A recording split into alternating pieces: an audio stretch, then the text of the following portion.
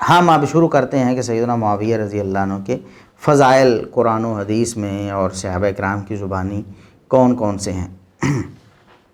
سب سے پہلے جو تمہیداً میں نے عرض کیا کہ جتنے بھی صحابہ ہیں، صحابیت کی وجہ سے وہ بہت بڑا شرف ان کے پاس موجود ہے، صحابیت بہت بڑا شرف ہے۔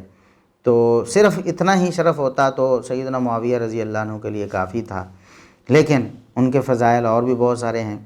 تو جو عمومی فضائل ہیں چند ایک ہم وہ بیان کریں گے، اور وہ صرف اس لیے نہیں کہ سیدنا معاویہ رضی اللہ عنہ کے فضائل نامینیٹ کر کے یا ان کے خصوصی فضائل ہمارے پاس ہیں، نہیں ہیں، آگے ہم ذکر کرنے والے ہیں، لیکن ہم چاہتے ہیں کہ چند ایک عمومی فضائل بھی ذکر کر دیں تاکہ آپ لوگوں کو کم از کم یہ ذہن نشین رہے کہ یہ عمومی فضائل بھی ہر صحابی پر فٹ ہوتے ہیں اور ہر صحابی کو حاصل ہیں۔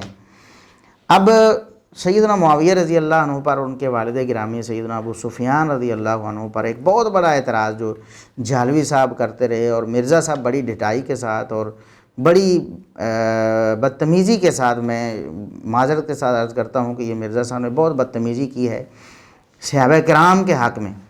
کہتے ہیں کہ یہ جو فتح مکہ کے بعد تلوار کے ڈر سے کلمہ پڑھ لیا انہوں نے، اسی لیے میں نے اوپر وہ آیت رکھی تھی کہ اللہ کس سے راضی ہوا؟ صلح حدیبیہ کے، اور انہی کے کانٹیکسٹ میں یہ آخری آیت اسی صورت کی آ رہی ہے کہ یہ وہ صحابہ ہے۔ اب یہ پکڑ کے وہ فتح مکہ کے بعد جو معافیاں مانگ کے مسلمان ہوئے، پوری زندگی اسلام کی پیٹھ میں چھرا گھونپتے رہے اور بعد میں موت کے ڈر سے کلمہ پڑھ لیا، ان کے اوپر یہ آیات لگانا تو یہ قرآن پاک کے ساتھ خیانت کرنا ہے، اور اپنا لقمہ قرآن کے منہ میں ڈالنے والی بات ہے۔ اس سے بڑی کوئی خیانت نہیں ہو سکتی۔ نعوذ باللہ، نعوذ باللہ۔ اب دیکھیں کہ نبی کریم صلی اللہ علیہ وسلم کیا فرماتے ہیں۔ اسامہ رضی اللہ عنہ نے جب ایک دفعہ یہ کیا کہ ایک ایسے شخص کو یا ایسے لوگوں کو قتل کر دیا جو کلمہ پڑھ چکے تھے یا جنہوں نے اعلان کر دیا کہ ہم مسلمان ہیں، پھر بھی ان کو قتل کر دیا، تو نبی کریم صلی اللہ علیہ وسلم فرماتے ہیں کہ کل کو اس کلمے کا کیا کرو گے؟ قیامت والے دن اللہ پوچھے گا تو اس کلمے کا کیا کرو گے؟ انہوں نے کلمہ پڑھ لیا تھا نا، تم کہتے ہو کہ انہوں نے تلوار کے ڈر سے پڑھا تھا، یہ حدیث میں یہ الفاظ ہیں، تم یہ کہتے ہو کہ انہوں نے ڈر سے پڑھا تھا۔ اشققت قلبہ، کیا آپ نے دل چیر کے دیکھا تھا، دل پھاڑ کے دیکھا تھا کہ اوپر سے پڑھا ہے یا دل سے پڑھا ہے؟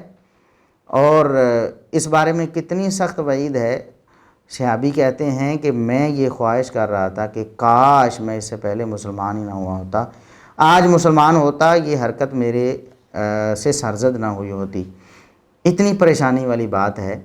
تو مرزا صاحب اللہ کے نبی صلی اللہ علیہ وسلم کی اس وعید کو بالکل اس سے بے پرواہ ہو کر صحابہ کرام کے بارے میں یہ کہتے ہیں، اور ادھر روافض کے بارے میں یہ کہتے ہیں جی وہ جب زبان سے یہ اقرار کرتے ہیں کہ ہم قرآن کو مانتے ہیں اور ہم یہ کرتے ہیں وہ کرتے ہیں، تو ہمیں ان کے کلمے کا احترام کرنا چاہیے۔ مرزا صاحب آپ صحابہ کرام کے کلمے کا احترام نہیں کرتے، اور رافضیوں کے کلمے کے احترام کا آپ جو ہے نا لوگوں کو درس دیتے ہیں۔ خدا کا خوف کریں، کیا آپ کے ہاں پیمانہ کیا ہے؟ بہرحال ہم یہاں اس بات کی تفصیل نہیں کرتے۔ عرض کرنے کا مقصد یہ ہے کہ جو لوگ فتح مکہ کے موقع پر مسلمان ہوئے، ان میں سیدنا ابو سفیان رضی اللہ عنہ اور سیدنا معاویہ رضی اللہ عنہ وہ شامل تھے۔ ان کے بارے میں مرزا صاحب کہتے ہیں کہ یہ تلوار کے ڈر سے مسلمان اوپر سے نعوذ باللہ مسلمان ہو گئے۔ ہم بتاتے ہیں قرآن کیا کہتا ہے۔ قرآن کریم میں سورۃ النصر اللہ رب العزت نے نازل فرمائی، اور اس میں اذا جاء نصر اللہ والفتح یہ فرمایا، اور آگے فرمایا وَرَأَيْتَ النَّاسَ يَدْخُلُونَ فِي دِينِ اللَّهِ أَفْوَاجًا۔ اے نبی اس وقت کو یاد کیجئے جب اللہ کی مدد آ گئی اور فتح آ گئی، اور آپ نے دیکھا کہ لوگ جوک در جوک دین میں داخل ہو رہے ہیں، فی دین اللہ، اللہ کے دین میں داخل ہو رہے ہیں۔ اور یہ بالاتفاق فتح مکہ کے موقع کی بات ہے کہ فتح مکہ کے بارے میں اللہ رب العزت نے فرمایا کہ نبی آپ دیکھ رہے ہیں، آپ نے دیکھ لیا ہے، آپ دیکھیں گے کہ لوگ فوج در فوج دین اسلام میں اللہ کے دین میں داخل ہو رہے ہیں۔ اللہ کیا فرماتا ہے؟ فتح مکہ کے موقع پر مسلمان ہونے والے اللہ کے دین میں داخل ہو رہے ہیں، اور مرزا صاحب کیا کہتے ہیں؟ نعوذ باللہ، کیا وہ نفاق میں داخل ہو رہے ہیں؟